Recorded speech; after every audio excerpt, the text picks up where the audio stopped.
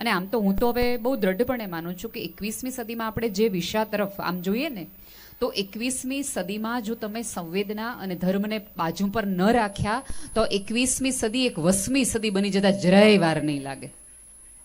100% વાત છે કે 21મી સદી આપણા સૌની 20મી સદી બની જશે. એટલે હવે માતા પિતા બંને સાથે કામ કરવું પડશે ને સાથે ચાલવું પડશે. હવે એક વ્યક્તિથી ખાસ થઈ શકે એવું છે જ નહીં. પણ આમાં એવું થાય છે ને કે જાણે અજાણે અત્યારે જે રીતે બાળકો માટે એટલો બધો વિચાર કરવામાં આવે છે, તો ક્યારે આપણે પૂછવું પડે કે આપણે બાળકોની સાથે છીએ કે સામે છીએ? આપણે બાળકો માટે છીએ કે બાળકો આપણા માટે છીએ? બાળકો આપણે ચોઈસથી લાવ્યા છીએ પૃથ્વી પર કે કોઈ અકસ્માતના સ્વરૂપે આપણે લાવી દીધા છીએ? જો આપણે બાળક કરવું કે ન કરવું એ આપણી પાસે ચોઈસ હતી. આપણા બાળકો પાસે ચોઈસ નહોતી કે મારા આને મમ્મી પપ્પા તરીકે સ્વીકારવા કે ન સ્વીકારવા. એને તો તમને સ્વીકારવા જ પડે, એક્સેપ્ટ કરવા જ પડે. એ ઉપરવાળાને એમ થોડા પૂછીને આવ્યા છે કે બટા બોલ, આ ગેલેરીમાંથી તારે કયા રમકડા તરીકે મમ્મી પપ્પા જોઈએ છે?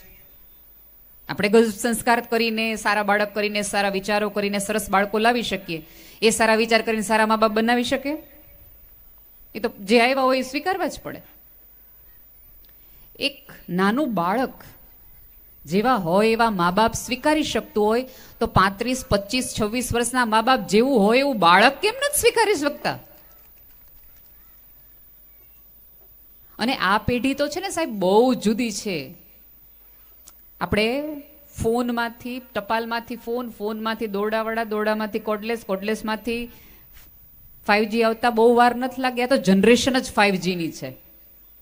હજી તો આપણે 2G સમજે ને ત્યાં તેણે આખી ભાષા બદલાવી નાખી. બહુ જ પ્રશ્ન પૂછતી પેઢી છે આ. અને આપણે બધા મોટા કેવી રીતે થયા છે ખબર છે? કે આપણે મમ્મી પપ્પાને કંઈક પ્રશ્ન પૂછીએ એટલે તરત આપણે ચૂપ રહે, એટલે આપણે ચૂપ રહીને હાલવા માંડીએ. એટલે આપણને એમ થઈ કે મમ્મી પપ્પા આપણને પૂછે એટલે આપણે આ જવાબ અપાય. આ ચૂપ તો રહે જ નહીં. તમે ન કહેતી ગૂગલને પૂછે એનો અર્થ શું થાય. અને પછી ધીમે ધીમે એને તમારા કરતાં વધુ શ્રદ્ધા ગૂગલ ઉપર થાય. એટલી બધી મોડર્ન જનરેશન છે. અને એ પેઢીને અહીંયા એક શબ્દ વપરાયો નાટકમાં, કંટ્રોલ. કંટ્રોલ તો આ પૃથ્વી પર બાળકને નહીં કોઈને કરી શકાય એમ જ નથી. કંટ્રોલની તો ભાષા જ બદલાવી નાખજો. કંટ્રોલ તમે કરી શકશો જ નહીં. હવે ને પપ્પાને કંટ્રોલ ન કરી શકતા હોય તો બાળકોનો કંટ્રોલ કરી શકવાના હતા. મમ્મીની જીભને તમે કંટ્રોલ ન કરી શકવાના હોય તો બાળકને કંટ્રોલ કરવાના હતા. આ જગતમાં, આ સભ્યતામાં કોઈ તમારી સાથે બંધાયેલું ને જોડાયેલું રહે ને તો સ્વઈચ્છાએ, બાકી નહીં. કોઈ કારણ જ નથી. અને આ પેઢી તો એટલી બધી જુદી છે, એટલી બધી પ્રશ્ન પૂછતી છે કે તમને વિસ્મયમાં નાખી દેશે. મારી ભાભી ને મારો ભત્રીજો બંને અહીંયા આવ્યા છે, રૂપલ. અને હજી 2 મહિના પહેલા મારી બેનના લગ્ન થયા. એટલે લગ્નમાં ઘર વરઘોડો આવે એટલે બધા બહુ બધા ડાન્સ કરતા હોય, મજા કરતા હોય. એટલે બધાને બહુ ડાન્સ કરતા જોઈને એ દેવમે મારી ભત્રીજી ક્ષિતિજાને એવું કીધું મારે લગ્ન કરવા શીખે. આ બેઠો છે ને હું કહું છું. એટલે મારી ભત્રીજી ફરિયાદ કરવા આવી એ કે નેહલાને લગ્ન કરવા છે.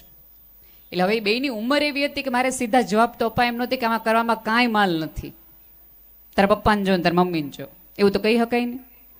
એટલે મેં એમ થોડુંક શિક્ષકનો જીવ એટલે મારે કીધું બેટા આપણે મોટા થઈએ ને તો ત્યારે લગ્ન કરાય, આપણે ભણી લીધું હોય, નોકરી કરીએ. મને કે ના બહુ મોટા થાય પછી છોકરી નથી મળતી. આવી આપણે બધાને ખબર છે. 8 વર્ષના છોકરાને ખબર પડી ગઈ કે બહુ મોડું કર્યું તો પછી હાથમાં નહીં આવે. અને આપણે 25 વર્ષે 35 વર્ષે હજી ચોઈસમાં આપણે ન રહ્યા. એટલી સ્માર્ટ પેઢી છે કે જેને તમારે ક્ષણે ક્ષણે જવાબ આપવા પડશે. અને આપણા બધાની તકલીફ એ છે કે આપણે એક એવા સમયના દોરમાં છીએ, એવા મૂંઝવણમાં દોરમાં છીએ કે જ્યાં આપણે આપણું વિચારવાનું, આપણા બાળકનું વિચારવાનું, આપણા સમાજનું વિચારવાનું, આપણા બાળકને આવતા દિવસોમાં કયા પ્રકારના શૂઝ પહેરવા પડશે, કઈ પ્રકારની સ્કૂલમાં જવું પડશે, કઈ પ્રકારનું ઘર જોશે, એની 7 પેઢી બેઠા બેઠા ખાઈ શકે એની તૈયારીઓ કરવાની. એટલે 24 કલાક મજૂરોની જેમ કામ કરવાનું અને બાળક માટે વિચારતા રહેવાનું. અમારા જેવા બધા આવીને કે બાળકને પ્રેમ કરો. એટલે તમને એમ થાય પ્રેમ કરું કે એની હાથ પેટી બેન ખાઈ હકે માટે મજૂરી કરું, બેન નક્કી કરી લ્યો. એટલે મા બાપની ખરેખર અત્યારના મા બાપની બહુ ખરા આમ કહેવાય તો મૂંઝવણ ભરી સ્થિતિ છે. બહુ એમને માટે કામ કરવું પડે છે. અને આપણે તો આમ ડરમાંથી મોટી પેઢી થઈ ગયા. હું અનેક વાર કહેતી આવી છું કે આપણે બધી જનરેશન છીએ ને એ પેલા મા બાપથી ડરતા હતા, પપ્પાથી ડરતા હતા, દાદાથી ડરતા હતા, કાકાથી. આપણે પેલા આપણા મા બાપથી ડર્યા, હવે આપણે આપણા સંતાનોથી ડરીએ છીએ. કારણ કે એને સહેજ કંઈક કયો એટલે બાયણું બંધ કરી દઈએ. એટલે તરત મમ્મી એમ કે તમને કોણે કીધું તને ખીજાવાનું, જો આને બાયણું કંઈક કરી લે તો કંઈક કરી લે એવા ડરમાં ને ડરમાં આપણે એને કંઈ કહેતા જ નથી. કારણ કે કહેવાય નહીં, કંઈ કહીએ તો આવું થાય. પણ ક્યારેય એવો વિચાર સમજાણો છે કે આ પેઢી થઈ કેમ ગઈ? અત્યારે આપણે બધાને એક ફરિયાદ છે કે બાળકો જિદ્દી બહુ છે, બહુ જ બાળકો જિદ્દી છે. ક્યારેય આપણે વિચાર્યું ખરું કે બાળકો જિદ્દી થયા શું કામ? એના બહુ બધા કારણોમાં મૂળમાં જશું ને તો આપણે જ છીએ. લોકો એવું માને છે કે અત્યારે બધા જ એવું કહે છે, શિક્ષકો એવું કહે, સંસ્થાઓ એવું કહે, સમાજ એવું કે બાળકને સમજી જાઓ, બાળકને સમજી જાઓ. બાળકને સમજવાનું ન હોય, બાળકને પ્રેમ કરવાનો હોય. પ્રેમ કરતા જાઓ ને સમજતા જાઓ અને ઓળખતા જાઓ. જે વ્યક્તિને તમે સમજી લ્યો તો સમજ્યા પછી ખબર પડે કે આને વેર રહી નહીં શકાય. એટલે એને પ્રેમ કરતા જાઓ તો તમને સમજવાની મજા આવે, તમને ઓળખાતા જાય, તમે ખુલતા જાઓ. એટલે બાળકને સમજવા કરતા એને બિનશરતી પ્રેમ. જો આ આખી સભ્યતાને એક વહાણ એવું છે કે જેમાંથી બાળકને બચાવી શકાય એમ નથી. તમારે એને ફોન આપવો જ. અત્યાર સુધી કોરોના પહેલા આપણે બધાને એવું કહેતા હતા બાળકને ફોન નહીં આપવાનો, ફોન નહીં આપવાનો, ફોન નહીં આપવાનો. અને કોરોના દરમિયાન અમે બધા એવા શિક્ષકોએ કીધું બાળકને ફોન આપજો, અમે 3 વાગે આવશું ઓનલાઈન. જેની ના પાડી હતી એના આધારે અમે તમને મૂકી દેવા પડ્યા, જેનાથી દૂર લઈ જવા પડ્યા એમાં તમને પ્રવેશી જવા પડ્યું. અને હવે પાછા અમે બધા કહે છે ફોનથી દૂર કરો, ફોન. અરે 2 વર્ષના એવા થઈ ગયા. અને બીજું આ ભૂલ ક્યાં થઈ ખબર છે? કે અત્યારે 6 મહિનાનું 12 મહિનાનું બાળક, 1.5 વર્ષનું બાળક મોબાઈલ અડે ને અને એમાંથી કંઈક એને આવડી જાય. એટલે આપણા ઘરે મહેમાન આવે ને તો આપણે એટલું હોશિયાર છે ને, હજી 1.5 વર્ષનું છે ને, તમે વાત માનશો, મને નથી ખબર કે યુટ્યુબ ખોલાય. એને ખબર છે યુટ્યુબ કેમ ખોલાય.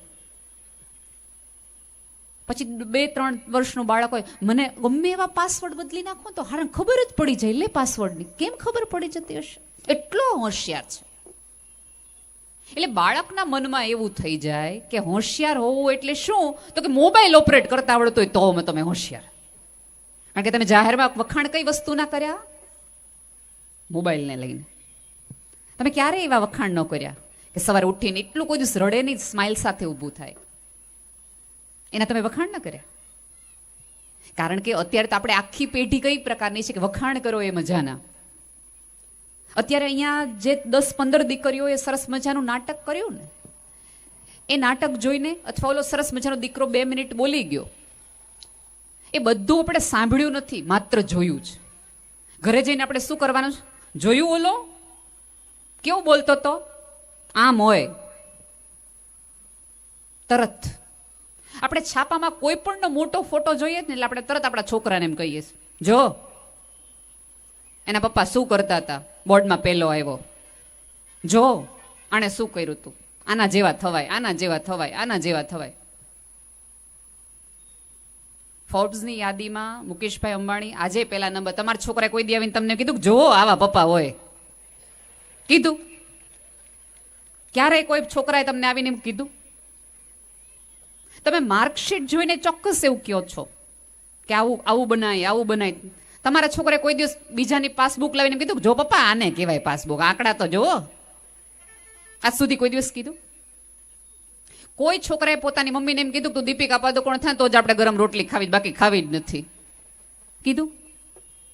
તમે સતત એને કહ્યું હાઈટ વધારે, હાઈટ વધારે, હાઈટ વધારે, બોડી બનાવો, બોડી બનાવો. તમારા સંતાને ક્યારેય તમારા બોડી ઉપર એક વાક્ય કીધું જ તમને? તમને ક્યારે એણે કોઈ ફરિયાદ તમારા માટેની કરી જ?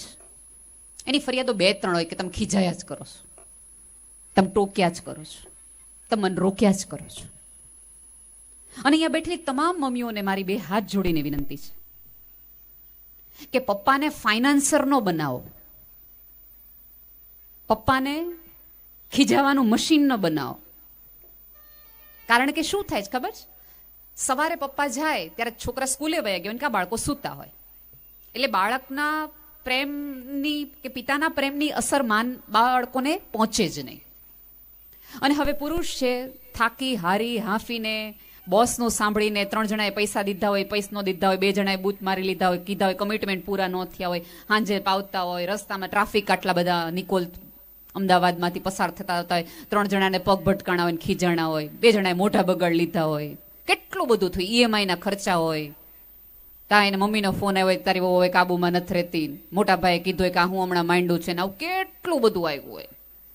અને આ ટેન્શન યારે પાછું સોશિયલ મીડિયાનું તો હોય જ તે, ક્યારનો ફોટો મૂક્યો, હજી 25 લાઈક આવી નથી. આ બધા ફ્રસ્ટ્રેશનમાં પિતા એન્ટર થાય ઘરમાં, અને છોકરા તોફાન કંઈક કર્યા હોય ને મમ્મી એમ જ આવા દે તાર પપ્પાને, જોઈ લે આવા દે તાર પપ્પાને. એટલે હજી તો પિતા એન્ટર થાય તા મમ્મી તરત તમે બધું મૂકી દો, પેલા આને કાંઈક કહી દો. એટલે પપ્પા થોડા ગુસ્સામાં હોય, એટલે ફ્રસ્ટ્રેશનમાં હોય, એટલે પહેલું બૂટ કાઢીને સટ્ટાક દઈને એક લગાવી દે. એટલે છોકરાને શું થાય કે આ ઘરે હું કામ આવતા હશે મને મારવા હાટું? સ્વાભાવિક છે આવું બાળકને મનમાં થાય. અને પછી બાળક રડતું રસોડામાં મમ્મી પાસે જાય, રોવા માંડે, પપ્પાએ મને માર્યું. એટલે મમ્મી શું કે મારો કાનોડો, મેં તને ના પાડતી હતી ને કે તોફાન કરવા જો, પપ્પા ખીજાણા ને. એ છોકરાને એમ થાય કે આ એક સ્ત્રી યશોદા છે, આ મમ્મી જ સમજે છે, આ પપ્પા તો ખીજાવા સિવાય કાંઈ કામ કરતા નથી. પણ એ બાળકને તમાચો માર્યા પછી, બાળક સૂઈ ગયા પછી પપ્પા એના રૂમમાં પંખો કરી અને ચાદર ઓઢાડી માથે હાથ ફેરવીને કિસ કપાળે કરે છે, એ મમ્મી કોઈ દિવસ નહીં કે. બાળક સવારે ઉઠે ત્યારે ઓલું મોઢું ચડાવેલું વાળા પપ્પા જેને જોયા હોય ધડ દઈને વયું જાય. અને ત્યારે પપ્પાએ થોડુંક ઓલું શેરબજારના આંકડા જોવાના હોય, પપ્પા બાળકની સામે સોરીનું કંઈક મૂળ ન આવે. એટલે મમ્મીઓને બહુ બે હાથ જોડીને વિનંતી છે કે આવું બધું કરવાના બદલે એને પિતાના પ્રેમ, પિતાના સંઘર્ષો, અને એને કહો કે પપ્પા દિવસમાં 8-8 કલાક બહાર રહે છે ને, રખડવું ન કહેવાય, કામ કરવું કહેવાય. પપ્પા શું કામ બહાર વધુ રહે છે એ એને સમજાવો. તમે એવું માનતા હો. અને મા બાપનો સૌથી મોટો પ્રોબ્લેમ એ છે કે બાળકને ચોઈસ આપે છે કે તને મમ્મી ગમે કે પપ્પા ગમે. આવી કોમ્પિટિશન તમે શું કામ કરો છો બે વ્યક્તિઓ વચ્ચે? અત્યારે તમે જો નવી જનરેશન છે ને, એને કાં તો લગ્ન નથી કરવા, અને લગ્ન કરવા છે તો બાળકો નથી કરવા. તમને ક્યારેય વિચાર આવ્યો છે કે આવું સડનલી આ ચેન્જ કેમ આ પેઢીમાં આવ્યો છે? એટલે તરત આપણું મન કે પશ્ચિમી સંસ્કૃતિમાંથી આવું બધું શીખીને. કાંઈ પશ્ચિમી સંસ્કૃતિમાંથી તમને જોઈને મોટા થયા છે કે 2 જણા લગ્ન કરીને બાંધતા હોય તો ઉપાડામાં પડવું જ નહીં. અને 2 જણ લગ્ન કરે અને બાળક માટે આટલી બધી માથાકૂટ 2 જણાએ કરવું હોય તો બાળક જ ન કરવું. એક વસ્તુ યાદ રાખજો, આપણા બાળકો આપણને સાંભળીને નહીં, આપણને જોઈને મોટા થાય છે.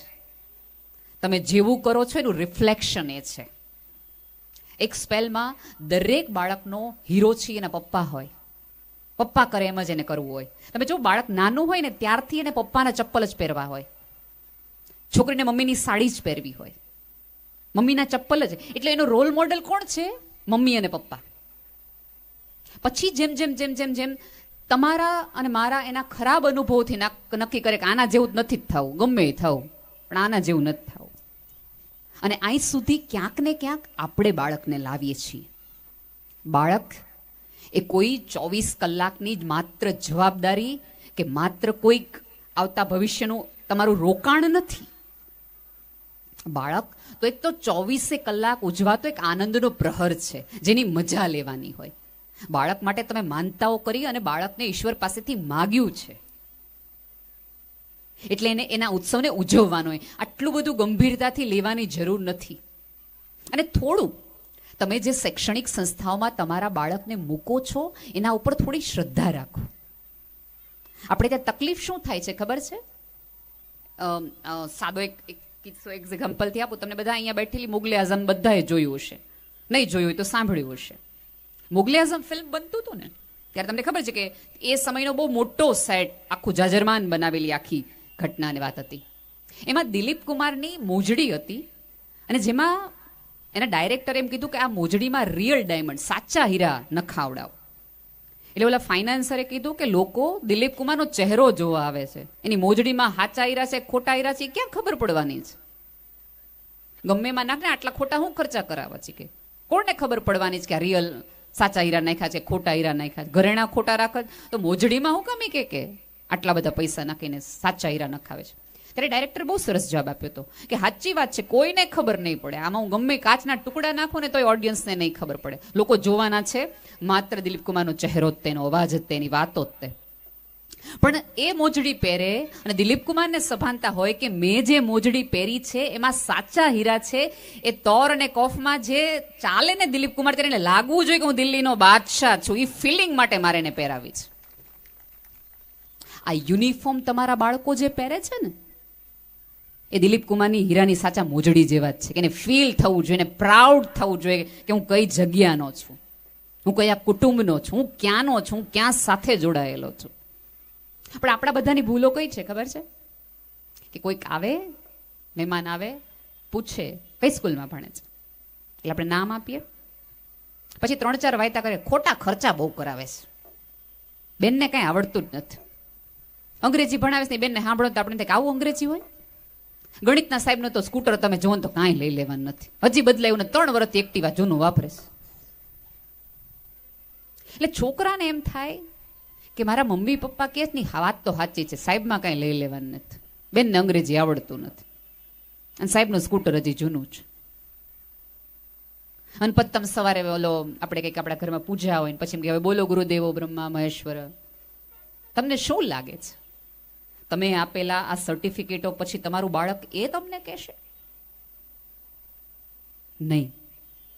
તમે ઈચ્છતા હો કે તમારું બાળક તમને સન્માન આપતું થાય, તમારા મૂલ્યોને, તમારા સંસ્કારને, તમારી સભ્યતાને સન્માન આપતું થાય, તો સૌથી પહેલી વસ્તુની જરૂર એ છે કે તમારા બાળક જે શિક્ષક પાસે, રાધર તમારું બાળક એવું કહે ને કે મારા સાહેબને બરાબર નથી ભણાવતા, ઓલું નથી આવડતું, મારા સાહેબ આવા છે, મારા બેન આવે છે, ત્યારે એનો કાન પકડીને એને કહેજો બેટા એને એવું નહીં. તમે સન્માનની અપેક્ષા રાખતા હો તમારા બાળક પાસે તો પહેલી પૂર્વ શરત એ છે કે તમારા બાળકોને સન્માન આપતા શીખવાડો, તો એ તમને કોક દી આપશે. આપણે જ આપણા મોટાને પગે લાગતા હોઈએ ને ત્યારે મોઢું બગાડીને પગે લાગીએ, આત લાગવું પડે, આ માસીજીત મને જરાય ગમતા નથી, પણ હવે શું થાય, શરમે ધર્મે લાગીએ પગે. એટલે છોકરાને એમ થાય કે શરમે ધર્મે પગે લાગવાનું, બાકી દિલથી ન લાગવાનું હોય. અને પાછો હવે તો ડાયલોગ એવા પુષ્પા ઝુકેગા નહીં, એ છોકરાને ઝૂકી ગયા તો ઓલું બગડી ગયું. તો અને અત્યારે બહુ મોટી ચેલેન્જ કઈ છે ખબર છે? કે આપણે બાળકને મહેનતનું મહત્વ શીખવાડીએ, પ્રમાણિકતાનું મહત્વ શીખવાડીએ. હવે તમે જુઓ કે જે ધોનીએ આખી જિંદગી કાળો થયો આ ગ્રાઉન્ડમાં દોડ્યો, મહેનત કરી, બેટિંગ કરી, બોલિંગ કરી, એના આધારે કરોડો કમાણો, નામ કમાડ્યું, એ ધોની આપણને એમ કે મોબાઈલમાં ગેમ રમો, ક્રિકેટ રમો. જે ઋતિક રોશન ઓલું એનું ગીત હતું ને સૌથી પહેલું, એને કહો ના પ્યાર હે, એક આમ હાથ વાળું, એ એક ગીતના પ્રેક્ટિસ માટે, એ એક સ્ટેપ માટે એને 18 કલાક પ્રેક્ટિસ કરી. એક સ્ટેપ માટે 18 કલાક કાળી મજૂરી એને કરી. એ ઋતિક રોશન એમ કે આરામ સે બેઠ કે ગેમ ખેલો ના. એટલે તમે 18 કલાક ગ્રાઉન્ડમાં મેદાન કરો ને અમારા છોકરાને એમ કે મોબાઈલમાં રમાય રાખો એમ. અને ફ્રન્ટ પેજની મોટી જાહેરાત આવે જેમ એકો દોડી તીડી દેખાડ્યો હોય. અને આપણે સ્કૂલમાં શિક્ષકો એમ કહેતા કે જુગાર રમવું એ પાપ છે. અને અત્યારે છાપામાં એવું થાય કે તમે, અને આ તો અત્યારે તકલીફ જ છે કે તમે રિયલમાં જુગાર રમત પોલીસ પકડી જાય, પણ મોબાઈલમાં રમત તમને કાંઈ ન થાય. એટલે આ બધા વચ્ચે તમારે રાખવાનું. હું એક વાર કહેતી આવી છું કે ધર્મ છે ને, અધ્યાત્મ છે ને, એ ફ્રીઝનું કામ કરે. તમે કોઈ પણ પ્રકારનો ફ્રૂટ છે, કોઈ પણ પ્રકારની વ્યવસ્થા છે ને, એ ફ્રીઝમાં મૂકો ને તો ઓછી બગડે, મોડી બગડે, એનું આયુષ્ય થોડુંક વધુ થઈ જાય. કોઈ પણ પ્રકારનું સંસ્કારનું જે ફ્રીઝ છે એમાં જો તમે તમારા સંતાનોને મૂક્યા ને તો તમારે કંટ્રોલ કરવા નહીં પડે, એ સ્વયં કંટ્રોલ થઈ જશે પોતાની જાત ઉપર. એના જાત ઉપર એને કાબુ રાખતા શીખવાડો, એને થોડાક અધૂરાને ઓછા રાખો. અત્યારે એક આપણા બધા મા બાપમાં એક બહુ વિશિષ્ટ પ્રકારની ચલણ ચાલ્યું છે કે અમારા બાળકોને અમારે બધું જ આપવું છે જે અમને નથી મળ્યું. અમને નથી, બહુ સારી વાત છે કે તમને નથી મળ્યું એ તમે બધું જ તમારા બાળકને આપો, પણ તમારા બાળકને થોડી રાહ જોતા શીખવાડો. એની બધી જ જીત એ સમયે પૂરી ન કરો. આ તો આપણે બહુ પ્રેમથી કહીએ એના પપ્પા તેનો પડ્યો બોલ જીવે, હા અવારે બોલે હાંજે વસ્તુ હાજર. એ રીતે તમે માનતા હો કે તમારા બાળકોનો તમે પ્રેમ હાસિલ કરો છો, તો ભૂલી જજો તમે તમારા બાળકને સૌથી વધુ બગાડો છો. થોડીક વાર તમારા બાળકને રાહ જોવડાવશો ને, આજે નહીં કાલે, કાલે નહીં પરમ દિવસે, શનિવારે જશું, રવિવારે જશું, તો જો એકચ્યુઅલી એ વસ્તુની એને ઈચ્છા હશે ને તો એને રવિવાર સુધી યાદ રહેશે. કારણ કે 80% વસ્તુમાં તો કાંઈ ટીવીમાં જોયું છે કે ફ્રેન્ડ્સ પાસે જોયું છે, એટલે એના મગજમાંથી ભૂલાઈ જશે. અને એકચ્યુઅલી એને ઈચ્છા હશે અને રવિવારે 5-7 દિવસ રાહ જોયા પછી એની વસ્તુ મળશે ને તો એ વસ્તુની એને કદર હશે. તમે જુઓ, અત્યારના છોકરાઓમાં કોઈ વસ્તુની કદર નથી. આપણે બધા એવા છીએ કે જેને દિવાળીમાં જ કપડાં મળતા હતા નવા, એટલે દિવાળીના એ નવા કપડાનો આપણે બધાને આનંદ હતો. અત્યારે આપણે આપણા બધા બાળકોને લગભગ સરેરાશ મહિને એક જોડી કપડાં અપાવી. તમે જુઓ ને, કપડાનો ખાસ આનંદ નથી. નવા કંપાસનો, નવી પેન્સિલનો, આપણે બધા એવા જનરેશનમાં છીએ કે આપણે આપણી પેન્સિલ હાવ નાની થઈ ગઈ હોય, પપ્પા કે મમ્મીને બતાવીએ ત્યારે આપણે નવી પેન્સિલ મળતી, અને એ દિવસે સ્કૂલે જવાની આપણે સૌથી વધુ મજા આવતી કારણ કે આપણી પાસે નવી પેન્સિલ હોય. અને હવે તો કંપાસમાં 5-5 પેન્સિલ હોય, એટલે અભાવ ફીલ જ નથી થતો. અને જેને અભાવ ફીલ ન થાય ને એને કોઈ દિવસ ભાવ માટે અભિમાન પણ ન થાય ને સ્વમાન પણ ન થાય. થોડા એને વંચિત રાખવાની નથી કહેતી, થોડી રાહ જોતા કરતા શીખવાડો, વેઇટિંગ, અને સમજાવો કે બેટા દરેક વસ્તુ છે ને એટીએમ જેવી નથી હોતી, કાર્ડ નાખો અને પૈસા નીકળે. એની માટે પૈસા તમારે બેંકમાં નાખવા પડે તો એટીએમ માંથી નીકળે. ઇઝી મની એને આવી ગયું છે. એની બદલે થોડું એને મૂલ્ય સમજાવો, મહત્વ સમજાવો, વસ્તુ સાચવતા શીખવાડો. બહુ બધું ન આપી દો, થોડુંક ઓછું હશે ને તો થોડાક ઓછા માટે એને એક જીજી વિસ્મય રહેશે. બાળક હોવું એટલે શું? બાળક હોવું એટલે નાના હોવું, ગીગલી હોવું, તોતડી ભાષા, બાખોડિયા ભરવું એ નહીં. બાળક હોવું એટલે તમારી અંદર વિસ્મય હોવું. નવી વસ્તુ માટે તમે આમ જુઓ કે વાહ, પતંગી ઉડે, ચકલી બોલે. અને આપણે તો કેવી સભ્યતા અને સંસ્કૃતિમાંથી આવીએ છીએ કે જ્યાં ચાંદાને મામા કહેવાય, કાકડાને કાકા કહેવાય. તમે વાર્તાઓ પહેલાની જુઓ. હવે તો મને ખબર નથી કેવી રીતે વાર્તાઓ કહેવાતી હોય છે કે જેમાં ચક્કી બેન કહેવાય હતા, ચક્કા ભાઈ કહેવાય, ચાંદા મામા કહેવાય. એટલે પ્રકૃતિના દરેક તત્વો કે જે નિર્જીવ છે કે સજીવ, એને પણ માનાર્થે બોલાવવાના, તો સજીવને તો કેટલું સન્માન આપવાનું હોય. એવી રીતે શીખવવામાં આવતું હતું.